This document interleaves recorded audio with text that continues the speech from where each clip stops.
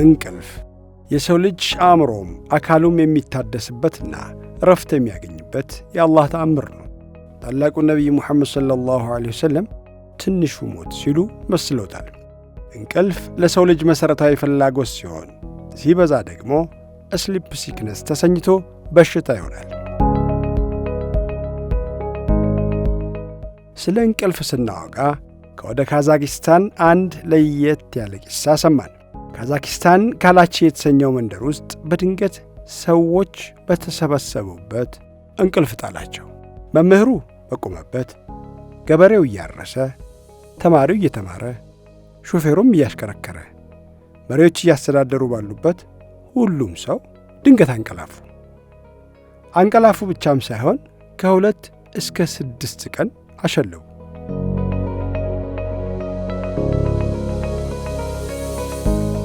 አጀብ አትሉም? አጀብ የሚያሰኘው በሽታው ሳይሆን ሁሉም ሰው በአንድ ቅጽበት ማሸለቡ ነው። ሳይንቲስቶች የዚህን በሽታ ስም ያልተስማሙበት ሲሆን በአንድ ድምፅ ግን ኢንቫይሮንመንታል ኒውሮሎጂካል ዲስኦርደር ሲሉ አጠቃለውታል። ከፊሎቹ ቶክሲክ ጋስ በሚሰኙት ካርቦን ሞኖክሳይድ፣ ሃይድሮካርቦንና ራዶን ጋዝ እንዲሁም የኦክሲጅን ማነስ ብለው ያስቀመጡት ሲሆን አብዛኛዎቹ ሰው ግን ሱፐር ናቹራል ፓወር ወይም የፈጣሪ ኃይል ነው ሲሉ ሞግቷል። ሱብሓን!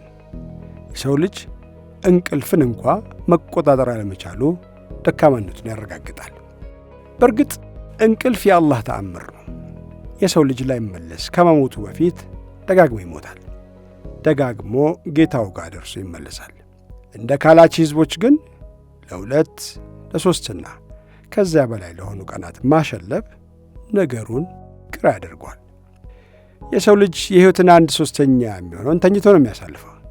ምን አለፋችሁ 60 ዓመት የሚኖር ከሆነ 20 ዓመቱን በእንቅልፍ ላይ ይሆናል ማለት ነው። የካላቺ ሰዎች ከእንቅልፍ ሲነቁ የተፈጠረውንና የነበሩበትን ምንም ሊያስታውሱ አልቻሉም።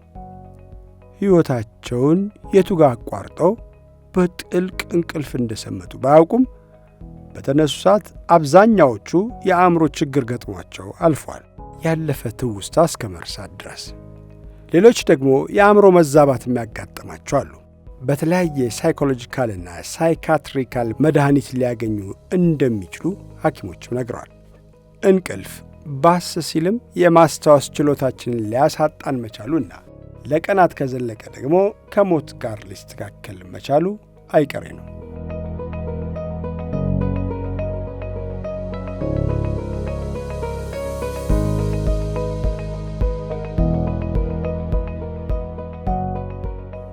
እንቅልፍ ሩህ ከገላዋ ተላቃ ጌታዋ ጋር ደርሳ ጊዜሽ አልደረሰም ተብላ እንደምትመለስ ተነግሮናል።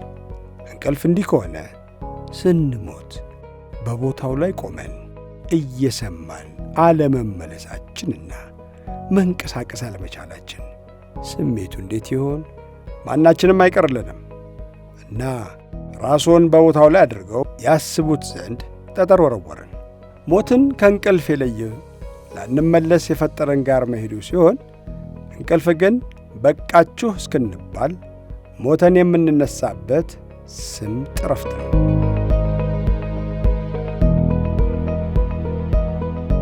ከዚህ ክስተት በኋላ የካላቺ ሕዝቦች መተኛትን ይፈራሉ። ለምን ካላችሁ ለቀናት ማሸለብና የማስታወስ ችሎታን ማጣት ፍርሃት ነዋ።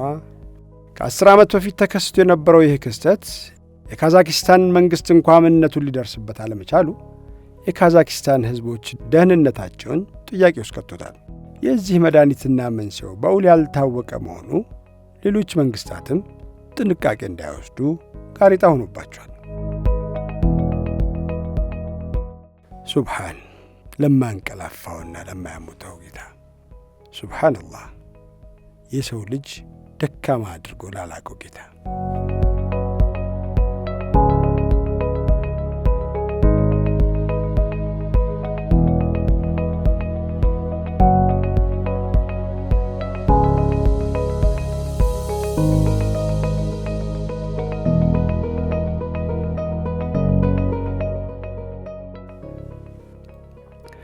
ዱንያ እንኳን ብቻ ተኩኖ ከሰው ጋርም እየተኖረ በከበደበት በዚህ ዘመን ዓለም በቃኝ ብሎ ወደ አይስላንድ ጠረፍ ብቻውን የኮበለለውን ሰው ታሪክ ሰምታችሁ ይሆን?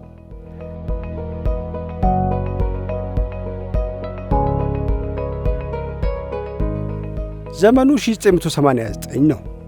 በጣሊያን ምድር የሚኖረው ይህ ሰው ማውሮ ሞራንዲ ይባላል።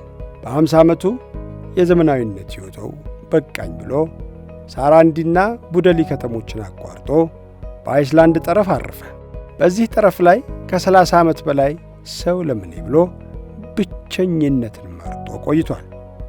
ማውሮ የሕይወትን ትርጉም ለመፈለግ ከዚች ዓለም ራሱን አግሎ ብቻውን ኖረ። በዙሪያውም ባህር፣ ንፋስ፣ ሰማይና እጽዋት እንጂ የሰው ዘር አልነበረም። ዓመታትን ወልደው ሲነጉዱ ቱሪስቶች የዚህን ሰው ቦታ ለማግኘት አላዳገታቸውም። አግኝተውም ጥያቄያቸውን እንዲህ ሲሉ ጠየቁት። ለመሆኑ ብቻህን ለመኖር ለምን መረጥክ? መልሱ ግን አጃኢብ ነበር። ብቻዬን እንደሆንኩ አይሰማኝም፣ ብቻዬን አይደለሁም ነበር ያለው። ማውሮ ዓለም በቃኝ ሰው ለምኔ ብሎ ራሱን ቢያሸሽም ሰዎች ግን የሚጎበኝ አስደናቂ ነገር አድርገው ተቀበሉት። ቱሪስቶች ከተለያዩ ሀገር እርሱን ለመጎብኘት ይመጣሉ። ዘኢታሊያን ሮቢንሰን ክሩሶ ብሎ ዳንኤል ዲፎር በጻፈው ልቦለድ ካራክተር አድርገው ሰይመውታል። ብቸኝነትና ሀልዋ ማብዛት የነቢያት ፈለግ ቢሆንም ሲበዛ ደግሞ ራስን ማጣት ሊያስከትል ይችላል። የሰው ልጅ ከራሱ ጋር ጊዜ እንደሚያስፈልገው ሁሉ ማኅበራዊ ሕይወቱና ከሰው ጋር ተቀላቅሎ መኖርም ግዴታ ይሆንበታል። ብቻውን የሚቆም ፍጡር የለም። የሰው ልጅ፣ እጽዋት፣ እንስሳ እርስ በርስ ጥገኞች ናቸው። ሕይወት ባስቀመጠችልን ዑደት ውስጥ ሁላችንም ጥገኛ ሆነን ተሽከርካሪዎች ነን። ቸርን ሰንብት።